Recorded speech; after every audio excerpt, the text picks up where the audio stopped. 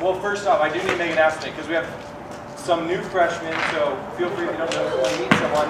And then also, camp speaker Jaylee is here. I think he drove all the way up here to hang with us, but she'll be with us at camp the rest of the week. To kick it off, we're going to play some kickball in here, urban kickball. You're a basketball player. Kickball is not my choice. Here's the thing. Cosmo, you go that way. Okay, if you want to switch teams with someone on this team, you have to find someone to do it with. Hey, Elliot, take it to me. Why are there two of you?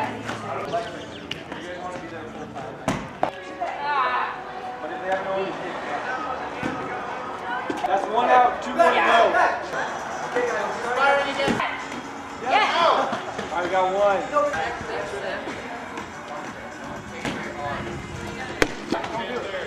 You guys can keep going if you want. Don't even think about it. Stop. Oh my God. I meant to throw it to you.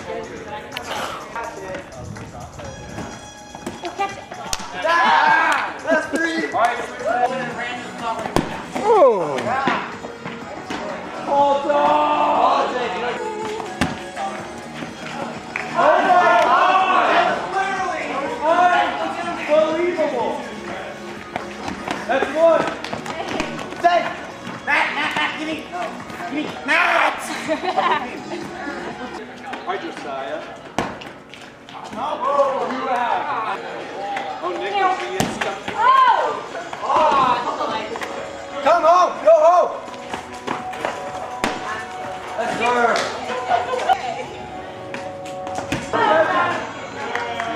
Elliot, go for a head. Go for heads. That was not for the heads.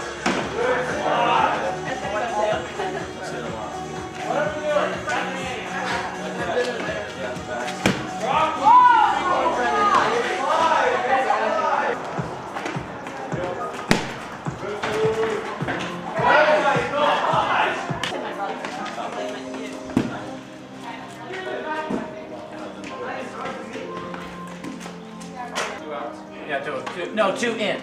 Two finish. We got one out. Right here. They're going. Hold it.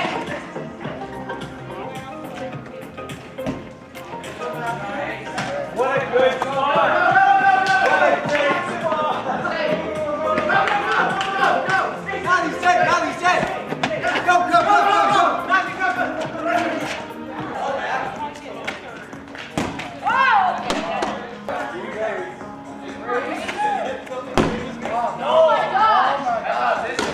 But has anyone ever heard of the YouTube channel or the company called Yes Theory? Do I have any people who know Yes Theory? Hannah, what are some things you've seen them do? So if you ever get bored, they're on YouTube, but like some of their more recent things, Hannah described some, but they try to put themselves in uncomfortable situations because of how they come out on the end of it. So this one guy's been trying to seek out different ways for him to connect with things going on in his life because he's super busy. He signed up for 5 days to be in a room of complete darkness with no technology. 5 days. No one else, by himself for 5 days. I don't know about you, but I would not want to sign up for that. That sounds horrible. I didn't even have any interest in going, so I didn't look. It's pitch black. They seal it off. Here's another thing they do. They joined, has anyone ever heard of Iceman, the guy who has set world records for sitting in ice, cold ice? Okay, they went and trained with him and started working on sitting in ice and training. So they just have done things that get uncomfortable.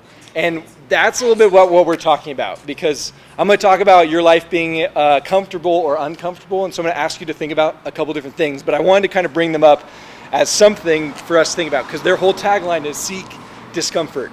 So for this summer series, we're going to have, I think, 4 weeks here in the Courtyard until we hit school, because we're doing every other week. But we're just talking about this. It's kind of a series called Growing Pains. And I promise this isn't like, wow, Matt just named the series after his life story. Like, yes, I grew a lot. I grew like 8 inches in one summer. Horrible. But how many of you have had growing pains here? Some of us. Some of us are like, I'm waiting to have some more. That is actually a great point. I'll let you talk about that in groups. But here's some of the things. About growing pains, here's some things. You can't get stronger without being stretched. You can't gain power without experiencing pushback. You can't witness a miracle without walking through a mess. So those are some of the things we'll be talking about. And our goal and prayer for you at the end of this summer is this, that you'll begin looking at the hard things in your life as gifts sent to develop you, not to destroy you. So in the 4 weeks, my hope is that you'll begin to look at the hard things in your life as gifts sent to develop you, not to destroy you. And so tonight, for our focus, it's about becoming aware of our growing pains, both present and past. All right, so that's where I'm like, if you're like me, thinking about hard things in life, I'm all about peace in my life. Shout out to Nicholas, who also loves peace. But when we start thinking about hard things in my life, that's not something I want to do, so it's uncomfortable for me just to even start thinking about it. And yes, I'm asking you guys to do it, but I'm doing it myself. So we're going to get uncomfortable by looking at real things in your life.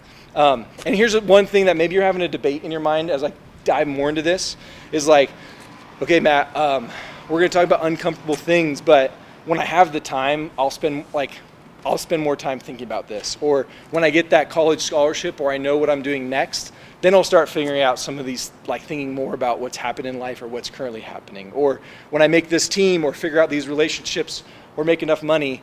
And my response to whatever excuse you might be having about not going to an uncomfortable spot is you will probably find an excuse for the rest of your life to always avoid those different things. So I want to just try to chat to maybe the side of you that's like debating going to those places, because I would be doing that in your shoes. So, but I just promise you'll always have an excuse for jumping into something that's uncomfortable for the rest of your life if you want to find it. And the reality is you will actually never grow efficiently if you continue to seek comfort in your life.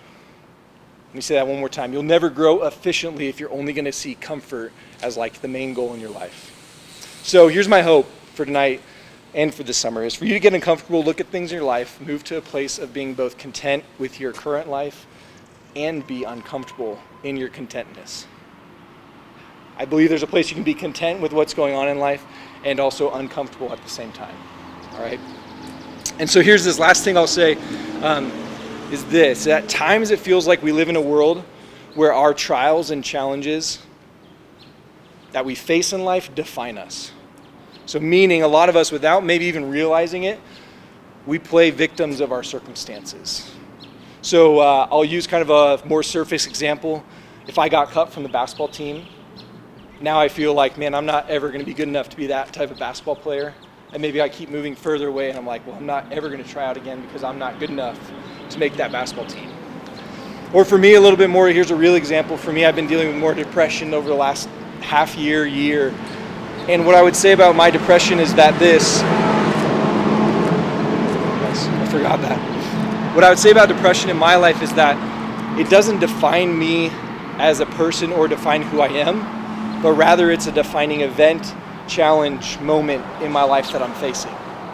And maybe you can relate to a little bit of my story, but I really want to be clear of like things that we're going through don't define who you are. They're defining moments, not define you as a person. All right. And so in groups tonight, it's actually going to be led by you all. So I have a worksheet and it kind of tells you how people get to read it. You're welcome to share as much or as little as you feel comfortable sharing, but it really is a time just for us to have fun, be a little bit more real than just like, hey, my name's this and I go to this school and I like turtles, whatever it is. But you guys get to lead these groups. And I didn't mention Jesus or jump into scripture because I want you all to dive into that. And it's in the sheets that I'll have for you guys. But have fun with it. Ask questions. This is a place where you can lean into your faith in Jesus and also be like, is that true or not? I think that's so healthy in figuring it out. I told Trevor today, I was like, yeah, read the Old Testament and tell me you're not going to walk away from the Old Testament being like, is Jesus really loving? And I think that's a healthy question to ask. So I'm going to let you guys do group time tonight.